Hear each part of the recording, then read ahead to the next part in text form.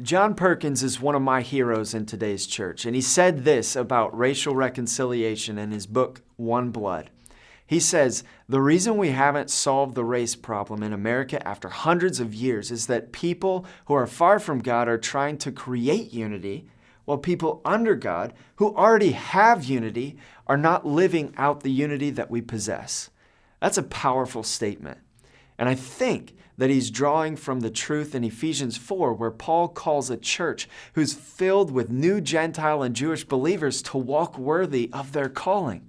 These were two ethnic groups who had been hostile towards one another that were now called to maintain and protect something precious that Jesus, through his death on the cross, had provided for them.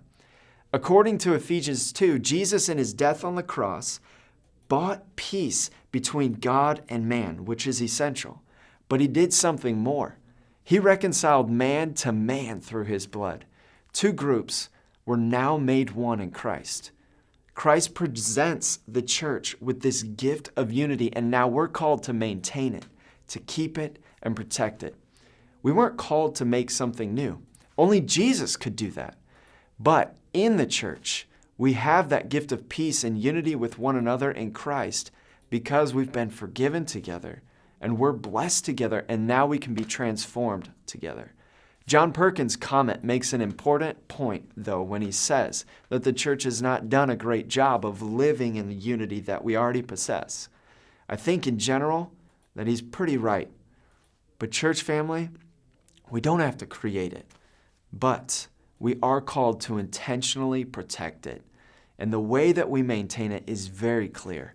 Paul says in Ephesians 4 that this unity is maintained with complete humility, with patience, with gentleness, bearing with one another in love, and with an intentional movements towards one another. How are we doing at protecting this gift of unity that Jesus bought for us? We're talking about a unity between brothers and sisters of all ethnicities having affection for one another in Jesus. We're not enemies. In Christ, we're brothers and sisters.